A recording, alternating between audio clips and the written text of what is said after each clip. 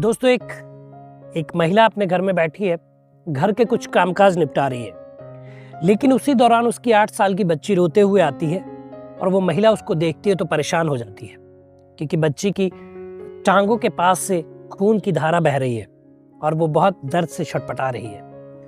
माँ देखते ही चौंक जाती है, बदहवास हो जाती है। आखिर क्या कहानी है, कहाँ की कहानी है और क्या इस बच्ची के साथ ऐसा हुआ जो इतना खून बह रहा है।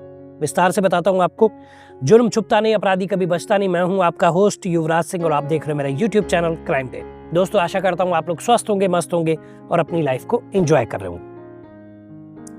दोस्तों, कहानी है कर्नाटक के मांड्या जिले की और कहानी है 31 जनवरी 2025 की। होता कुछ यूं है, एक 8 साल की बच्ची है, वो घर के बाहर खेल रही है। अब शाम का समय है, 4-5 बजे का। वो खेल रही है, वहां पे 3 लड़के आते हैं जो करीब 19-20 साल के हैं और तीनों लड़के इसके जानने वाले हैं। इनसे ये घुली मिली है।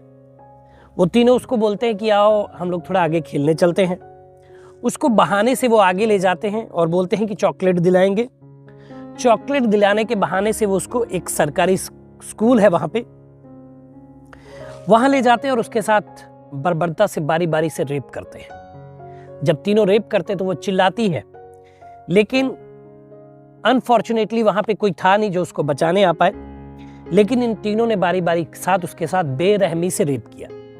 ये रेप के दरिंदों को सजा कब ऐसी मिलेगी कि क्राइम होना बंद हो जाएगा, लेकिन ये अलग बात है, उस पर बाद में बात करेंगे। तो तीनों जब ये रेप करते हैं तो इसका प्राइवेट पार्ट में खून आने लग जाता है, घाव हो जाते हैं। फिर ये घर पहुंचती है। घर जब पहुंचती है, इसकी माँ देखती है। उसके बाद में माँ इसकी चेक करती है तो उसको समझते देर नहीं लगती है कि उसके बच्ची के साथ कुछ अनहोनी घटना घटी है और कुछ भेड़ियों ने उसको दरिंदगी से नोचा है। ये देखने के बाद उस बच्ची को वो पुलिस थाने ले जाती है, जहां पे पुलिस उसको मांड्या जिले के आयुर्विज्ञान MIMS में लेके जाती है, जहां पे उसका इलाज होता है। लेकिन बच्ची इतनी डरी और सहमी थी कि वो कुछ बता नहीं पाती है और जब वो बता नहीं पाती तो उसकी MIMS में ही काउंसलिंग की जाती है और बच्ची की देखरेख की जाती है। लेकिन बच्ची थोड़ा स्वस्थ होती है 2 दिन में। तो वो ये बताती है कि जो वो 3 भैया थे पड़ोस के जानने वाले, वो उसको चॉकलेट देने के बहाने से ले गए थे और उसके बाद उसके साथ दरिंदगी की, यानी कि उन्होंने उसके साथ सेक्स किया, रेप किया। ये पुष्टि की है मांड्या के पुलिस अधीक्षक SP मालिकार्जुन ने। इन्होंने ये बताया कि हाँ, हॉस्पिटल की रिपोर्ट के बाद पता चला है कि इस बच्ची के साथ दुष्कर्म हुआ है।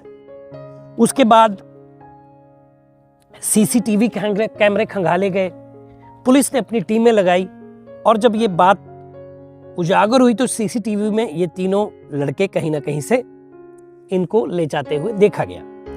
उसके बाद इन लोग को अरेस्ट कर लिया गया और इनके खिलाफ BNS और पॉक्सो एक्ट के तहत मामला दर्ज किया गया और जेल भेजा गया। तो थोड़ा BNS और पॉक्सो के बारे में मैं आपको बता दूं। BNS है भारतीय न्याय संहिता और ये 2023 में लागू हुई थी, जिसको भारतीय दंड संहिता IPS की जगह पे लागू किया गया। पॉक्सो एक्ट के बारे में आपको दोस्तों बता दूं, वैसे पहले भी मैं वीडियो में पॉक्सो के बारे में बोल चुका हूं। Protection of children from sexual offence, ये इसका एक्ट का नाम है जो बच्चों के लिए बनाया गया है।